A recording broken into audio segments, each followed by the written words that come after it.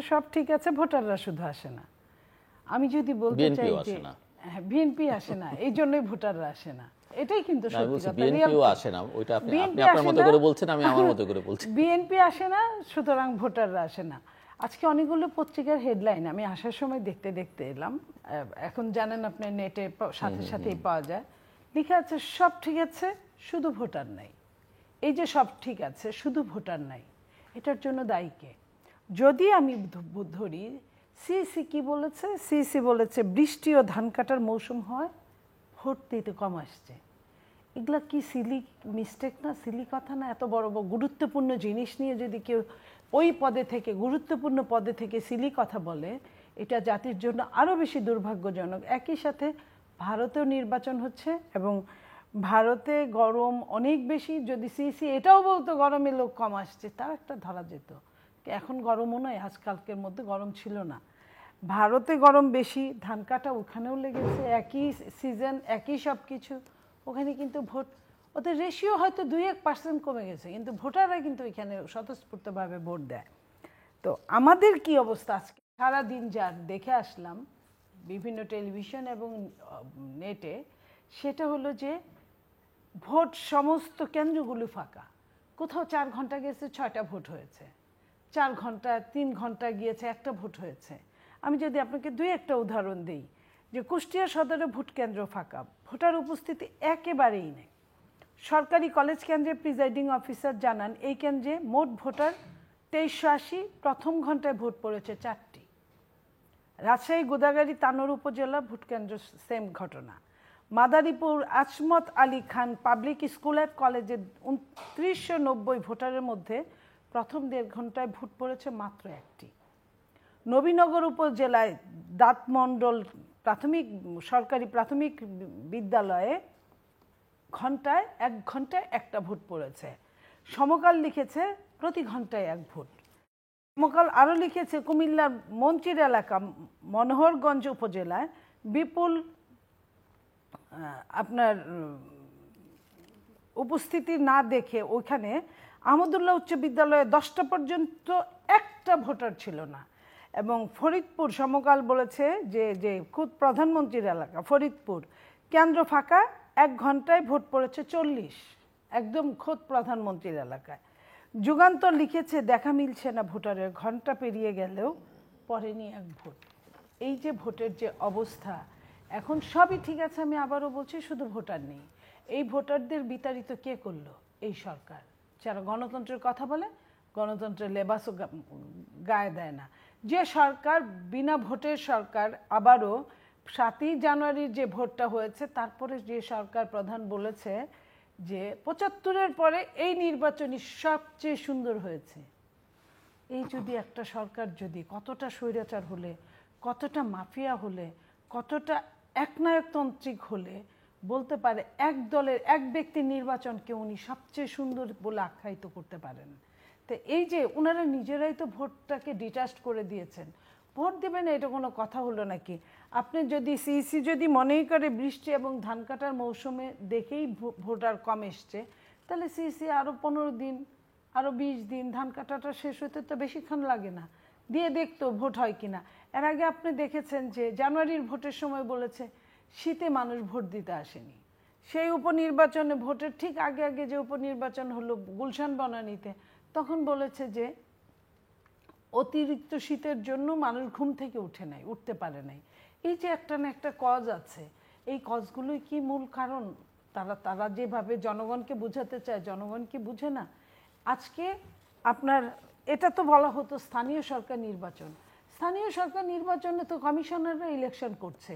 তো কমিশনাররা যদি ইলেকশন করে, কমিশনাররা তো এ গ্রাম আর ও গ্রাম থাকে, সরি ভাইস চেয়ারম্যান, তো তারা স্থানীয় সরকারে যদি আপনার তারা কেন লোক আনতে পারছে না? তারা তো লোক আনতে পারতো। কোন বিষয় বলবো? আপনি কি ওনার বক্তব্যের প্রেক্ষিতে কিছু বলবেন? আমি বললাম যে সে বলছে কোথাও কোনো সমস্যা নাই, তার মানে নির্বাচন প্রক্রিয়া, নির্বাচন ম্যানেজমেন্ট থেকে শুরু করে কোথাও কোনো অনিয়ম হয়নি, কোনো কারচুপি হয়নি, কোনো মানে সেই ধরনের কোনো গোলযোগ হয়নি। তাহলে সব কিছুই ঠিক ছিল। এখন ভোটার অনুপস্থিতি, সেটার জন্য নির্বাচনকে তারা মানে বিতর্কিত করার চেষ্টা করছে। এখন সেটার জন্য আপনি গবেষণা না করে কেন কথা বলছেন? কেন যাচ্ছে না মানুষ ভোটে? মানে মানুষ হয়তো মনে করছে যে ওই এখানে এই ঝামেলার মধ্যে, গরমের মধ্যে উনি যেটা বললেন যে সিইসি এটা বললেও পারতো। এখন কেন যাচ্ছে না এবার, এবং আমরা যদি এরপরে পরবর্তী নির্বাচনেও না যাই তাহলে এই ব্যাপারে আমাদের কি পদক্ষেপ নেওয়া উচিত, মানে অন্যান্য বিশ্বে সেটা কি হয়। এখন মানুষ কম যাচ্ছে সেই জন্য তো নির্বাচন বানচাল হয়ে যায় না। মানে নির্বাচন দুটো হতে বিতর্কিত পারে, হয় না। দুটো বিতর্কিত হয় হলো অনিয়ম হলে বিতর্কিত হয়। আপনার আগের কথার সূত্রদের একটা হতে পারে যে দেশে উন্নয়ন এরকম হয়েছে, মানুষ আর ভোটের ব্যাপারে তত আগ্রহ থাকে না, এটা একটা হতে পারে। আরেকটা হতে পারে যে সামগ্রিক প্রক্রিয়ার ব্যাপারে মানুষের আস্থাহীনতা তৈরি হয়েছে। না, আস্থাহীনতা তৈরি হওয়ার কোনো কারণ নেই, কারণ বিগত যে সংসদ নির্বাচন অনুষ্ঠিত হয়েছে সেখানে কিন্তু আস্থাহীনতার কোনো জায়গাই নেই। কারণ এখানে দেখবেন যে নির্বাচন ওরা যাই বলুক না কেন, বিএনপি পার্টিসিপেট করেনি বা তাদের সমমনা রাজনৈতিক দল, তাদের জোট পার্টিসিপেট করেনি, কিন্তু নির্বাচন কিন্তু বাংলাদেশে হয়েছে এবং অনেক রাজনৈতিক দল পার্টিসিপেট করেছে। সেই ক্ষেত্রে কিন্তু একেবারেই ভোট নিরপেক্ষ, সুষ্ঠু, অবাধ হয়েছে। যার কারণে বলা হয় যে বিগত নির্বাচনে, যে কোনো পর্যায়ে নির্বাচনে যে কোনো সরকারের সময় কিন্তু নানান সময়ে কেউ কারো প্রভাব বিস্তার করার চেষ্টা করেছে, অনিয়ম কোনো কোনো জায়গায় অনিয়ম হয়েছে, কিন্তু এবারের নির্বাচন কিন্তু সেটার ঊর্ধ্বে ছিল। যার কারণে এটা বলা হয়েছে যে নির্বাচন এখানে যে কোনো সময়ের তুলনায় ভালো হয়েছে। তো এখন সেখানে ভালো নির্বাচন হয়েছে, মানুষ তো এখানে ওটা মনে করার কোনো কারণই নাই যে আমি ভোট কেন্দ্রে গেলে ভোট দিতে পারবো না, এরকম তো কোনো সিচুয়েশন হয়নি, যেহেতু বিগত জাতীয় নির্বাচনে সেটি হয়নি। সুতরাং স্থানীয় নির্বাচনে তো আরও বেশি করে আসার কথা, সেটি আমি বলছি। সুতরাং এই বিষয়টা নিয়ে আমাদের এখন যদি রাজনৈতিক দল, আমরা যারা দেখছে যে ভোট কেন্দ্রে মানুষ অনুপস্থিত, আপনি যেটা বললেন যে মানুষের মধ্যে মানে এক ধরনের মানে মনোভাব কাজ করে যে সরকার আছে ভালো, দেশ চলছে ভালো, উন্নয়ন হচ্ছে, আমরা ভালো আছি, সুতরাং ওই ভোট কেন্দ্রে গেলেই কি না, ভোট কেন্দ্রে যাওয়ার কিন্তু তাগাদা তখনই থাকে যখন মানুষ মানে পরিবর্তন চায়, যে না আমি এইটার বিরুদ্ধে আমার মত আছে, আমি এই ভোট দিয়ে আমি এই মানে আমার এই সরকার পরিবর্তন করব, কিন্তু ব্যক্তি পরিবর্তন করব।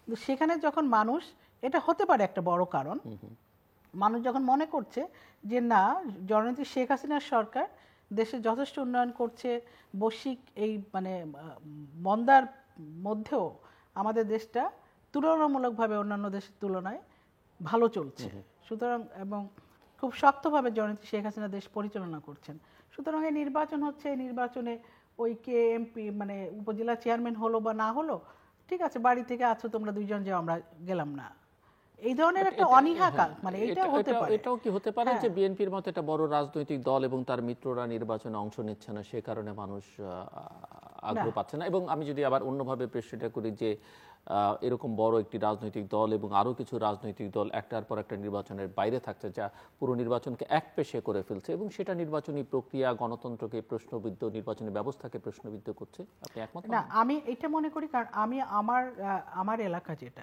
আমাদের বাড়ি, আপনি জানেন গোপালগঞ্জ টুঙ্গিপাড়া, ওখানে কিন্তু জানেন আমরা আমাদের প্রতিবেশী এবং তাদের যুবদলের একজন নেতার বাড়ি কিন্তু আমাদের বাড়ির পাশেই। আমরা জানি যে তাদের, আমরা মনেই করি যে ওদের বংশের কিছু লোক তারা সবসময় বিএনপি করে বা এনটি আওয়ামী লীগ করে, কিন্তু তাদের বাড়ির কিন্তু প্রতিটা লোক ভোট কেন্দ্রে গিয়েছে, আমি খোঁজ নিয়েছি, এবং তারাই আমাকে ফোন করেছে যে নাজমা ভোট ভালো হয়েছে, আমরা ভোট দিয়ে আসছি।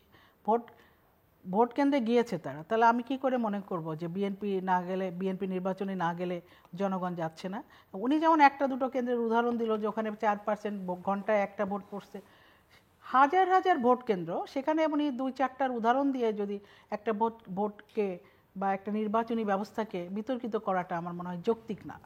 আমাদের কথা হচ্ছে যে হ্যাঁ, বাংলাদেশে নির্বাচন হবে, বিভিন্ন ক্ষেত্রে নির্বাচনের যে প্রক্রিয়া আছে বা নিয়ম আছে, যে নীতি আছে, নির্বাচন কমিশন আছে, সে তাদের ডিক্লারেশন অনুযায়ী নির্বাচন হচ্ছে। তো এখানে তো সরকার বাধাগ্রস্ত করছে না বা কাউকে বলেনি যে তুমি দাঁড়াতে পারবে না। এখন নির্বাচন বিএনপি করবে না, সেটা বিএনপির নীতিগত সিদ্ধান্ত বা রাজনৈতিক সিদ্ধান্ত, সেই সিদ্ধান্ততে আমাদের বলার কিছু নাই। এখন ওনারা যদি, হ্যাঁ এটা হতে পারে যে ওনারা যায়নি, ওনাদের খুবই কট্টর মনোভাব সম্পন্ন বিএনপি যারা আছে তারা হয়তো অনেকে যায়নি, তারা গেলে হয়তো ভোট পার্সেন্টেজ আরও বাড়তো, কিন্তু যেই হারে ভোট কমছে, উপস্থিতিটা কম, সেটা কিন্তু আমার মনে হয় যে আগামী দিনে যে সব দল অংশগ্রহণ করলেও ভোটার উপস্থিতি কিন্তু আমরা যদি সব দল মিলে আমরা যদি চেষ্টা না করি, প্রচেষ্টা না নিই, তাহলে কিন্তু ওই মানে ওনারা যেটা মনে করছেন বা অনেকে মনে করছেন যে বিএনপি যাচ্ছে না বিধায় মানুষ ভোট দিতে যাচ্ছে না, এটা তখন কিন্তু ওটা প্রমাণিত হয়ে যাবে, এটা আমি মনে করি। জি